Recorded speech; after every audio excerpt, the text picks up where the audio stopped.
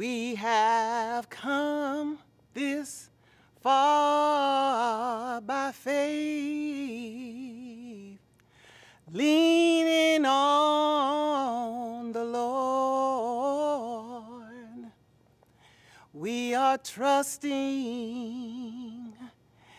in His holy word. He's never failed me yet. Everybody say, oh, oh, oh, oh, can't turn around. We come this far by faith. History was made in 1922, a place called Summerton, Arizona. Summerton is about 13 miles south west of Yuma, pretty much on the Mexico border. That's when three individuals got together, Howard, Boyd, and Thomas, and established Pilgrim Rest Baptist Church. So they stayed in Summerton until approximately, let's say, 8 years, and in 1930 they began to travel back east, stopping in Mobile. Church there was established called Galilee Missionary Baptist Church, and then Boyd ended up at 1417 East Madison Street, where we have Pilgrim Rest Missionary Baptist Church. From 1930 to the 40s was a turbulent period in the history of Pilgrim Rest Baptist Church because they had several pastors. And so we, in 1940, we talked about World War II, we coming up to the Korean War in the 50s. So the church was pretty much didn't get stable till 1950 when they elected Henry Young Stevenson as the pastor of Pilgrim Rest Baptist Church. Pastor Stevenson, I call him a quiet storm. He was real quiet, but stern and really, really nice. Yeah, H.Y. Stevenson was just nonsensical, he just reminded me of an older version of my cousin Alvin Battle. I'm from the church of what's happening now. I wasn't in Summerton, Arizona, all that stuff like that, but I was here. Okay, my name is Alvin Battle.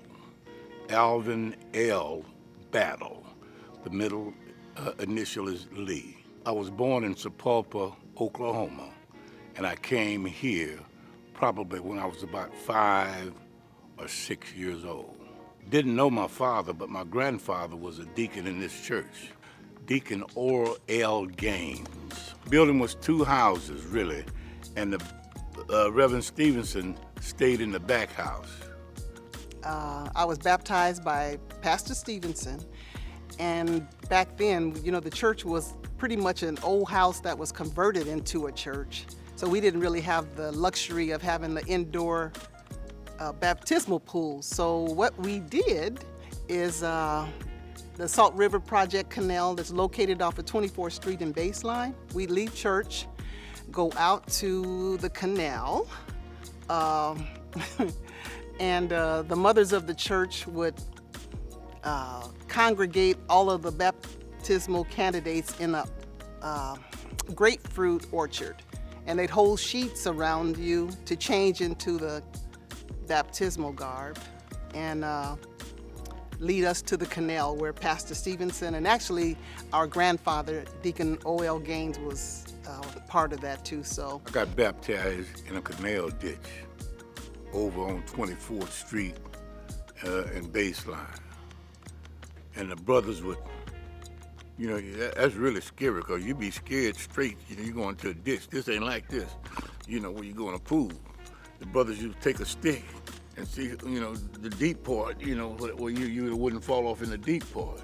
And, they'd carry us out there in the middle of the canal ditch. My grandfather, Deacon Gaines, Deacon Strickland, Deacon Wesley, all of them would carry us out in the middle of a canal ditch, man.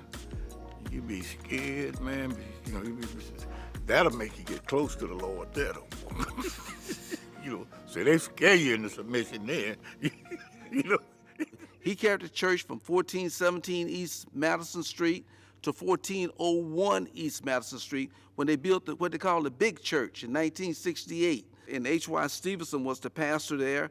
until 1973, as I recall, July of 1973, he passed away, and in October of 1973, they elected Wesley Jones Sr. as the pastor of Pilgrim Rest Baptist Church. So Wesley Jones Sr. was well known for the great things and the works that he brought to the church for approximately to 1984. Then our pastor at that time, Reverend Jones, resigned. I mean, you know, for whatever reason, he resigned, and we was without a pastor. Bishop, being the youngest of them, he was a 16-year-old boy. We sought all around looking for a pastor. Deacon Lenroe Rayford was dying, and he said to us, me and Barnes was at the hospital at one time, listen, he said, look, he talked real fast. I don't know what y'all looking for. Y'all got what you need right here. Y'all going around here, what y'all need is a pastor right here. That's what he was saying. That was a young man among the associate ministers. I think he was approximately 16 years old. He had been attending Pilgrim Rest and attending Sunday school. His father brought him over here when he was very young. He began preaching when he was like 8 or 9 years old, as history has recorded.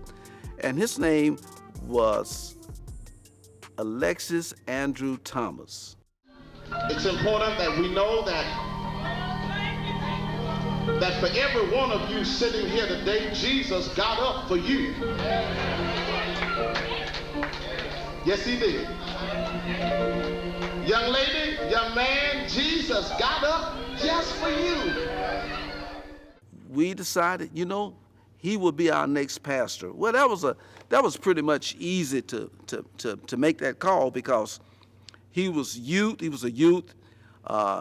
was not an adult, and we had a strong deacon board at this church at that particular time, and so they could continue making decisions that he couldn't make. But boy, did things change. You know what? I want Pilgrim Rest to be the kind of church that anybody can come to.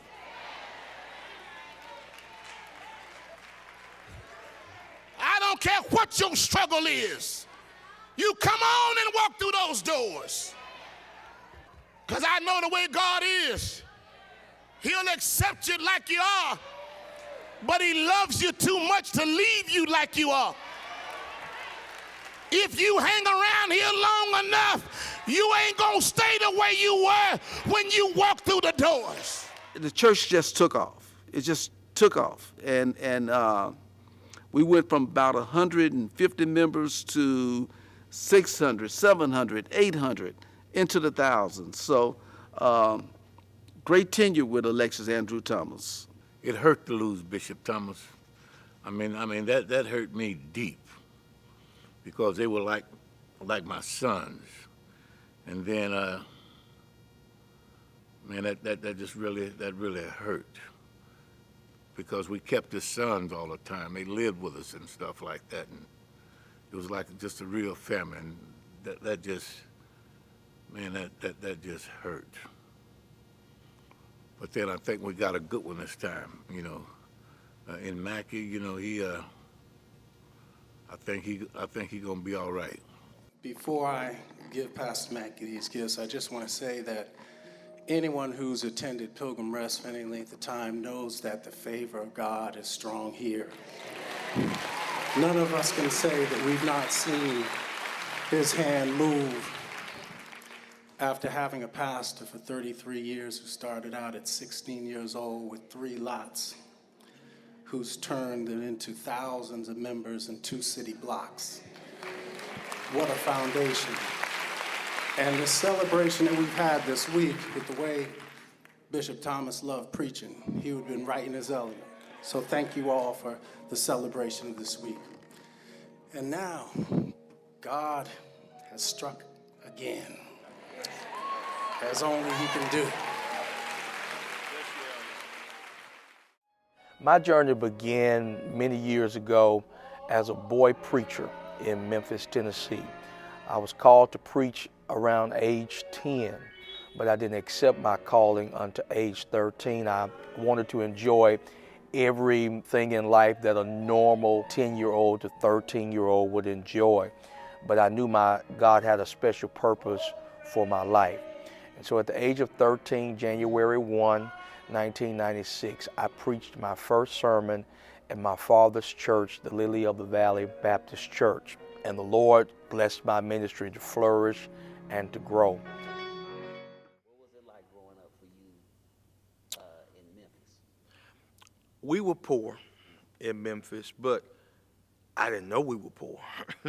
we had the best times with each other. I have 4 other brothers, no sisters. So imagine just that, with my mom being the queen as she was in the house, and she demanded respect. And at the age of 13, I announced my call to the ministry. And a lot of people say, well, you are a boy preacher. Did you have a regular life like everybody else? I sure did. I had girlfriends just like everybody else. I went to the prom like everybody else. I had the same challenges that a teenager would have growing up.